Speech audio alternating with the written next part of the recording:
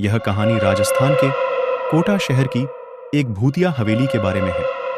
यह हवेली राजा महाराजा के समय में बनाई हुई थी, लेकिन पिछले 18 सालों से इस हवेली में आज तक कोई भी रहने के लिए नहीं आया है।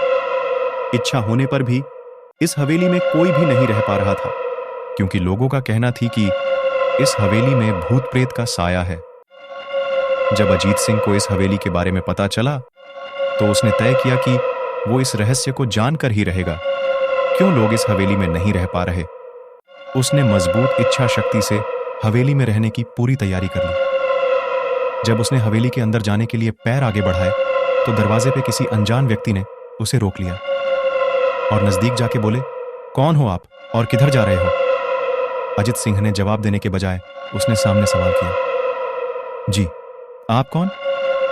मेरा नाम अर्जुन सिंह है और मैं यही पास में ही रहता हूं। अजित सिंह ने कहा, ओह अच्छा, मैंने सुना है कि यह एक भूतिया हवेली है और यहां कोई नहीं आ पाता है, इसलिए मैं इस हवेली में एक दिन रुकने का फैसला किया है। अर्जुन सिंह ने कहा, जी हाँ, आपने सही सुना है और आप भी अंदर मत जाइए, मेरी माने तो आप भी वापस लौट जाइए, यहां बहुत खतरा है। यह सुनकर अजीत सिंह खुश हो गया, जैसे उन्हें कोई लॉटरी लग गई हो। अर्जुन ने उसकी खुशी को देखकर बोला, आप क्यों खुश हो रहे हो? आपको तो भूत का नाम सुनकर डर लगना चाहिए। शायद आपको पता नहीं होगा कि मैं भूत प्रेत में काफी दिलचस्पी रखता हूं। अगर इस हवेली में भूत है तो मैं अंदर जरूर जाऊंगा और सारी सच्चाई का पता भी लगाऊंगा। इतना कहकर अजीत सिंह उस हवेली में चले गए। अंदर जाके अजित ने अपनी बैग को साइड में रखा और हवेली के चारों ओर देखने लगा। सारे रूम भी चेक कर लिए। बाद में ड्राइंग रूम में आके सोफे पर बैठ गया। उसने वहां बैठकर दारू के 2-4 पेग भी पिए। वहीं अचानक उस रूम में लाइट का एक बल्ब चालू बंद होने लगी, लेकिन अजीत ने उस पर ध्यान नहीं दिया। थोड़ी देर बाद दूसरा बल्ब चालू बंद होने लगा, फिर तो हवेली की सारे लाइट चालू बंद होने लगी। यह सब देखकर अजीत अपनी जगह पे खड़ा हो गया और संपूर्ण सावचेत हो गया। अचानक उसके सामने एक छोटा टेबल हवा में उड़ने लगा। करीबन 6 फुट हवा में ऊपर जाके गोल गोल घूमने लगा और बाद में अजीत की ओर तेजी से आने लगा।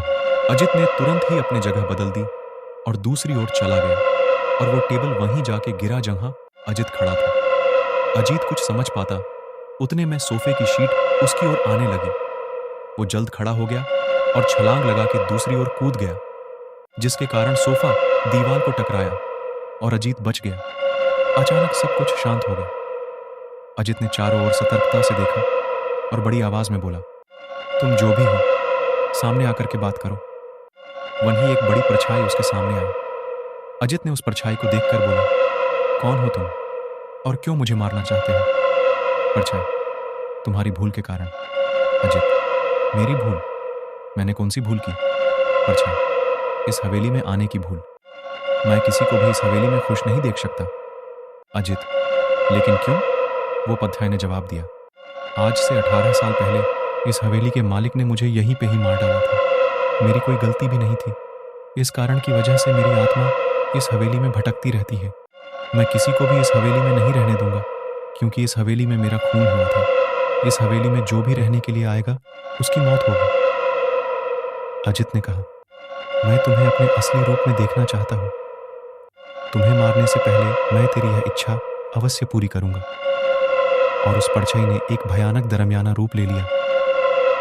उसका चेहरा इतना भयानक था कि अजीत भी एक क्षण के लिए डर गया था, लेकिन दूसरी ही क्षण में उसने अपने आप पर काबू पा लिया। बाद में इसने अपनी जेब में से सफेद पाउडर निकाला और उस भूत के पर फेंक दिया।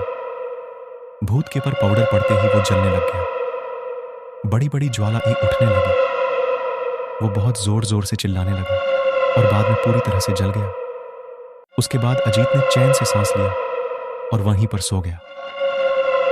दूसरे दिन सुबह जब अजीत को सही सलामत हवेली से बाहर आते देख अर्जुन को आश्चर्य हुआ। अर्जुन ने अजीत से पूछा, तुम कैसे जिंदा हो? जब अजीत ने अर्जुन को कल रात को घटी घटना को पूरी तरह से बताया और बोला, अब यह हवेली भूतिया हवेली नहीं रही। दोस्तों, आपको यह कहानी राजस्थान के कोटा की भूतिया हवेली कैसी लगी प्लीज हमें कमेंट करके जरूर बताएं।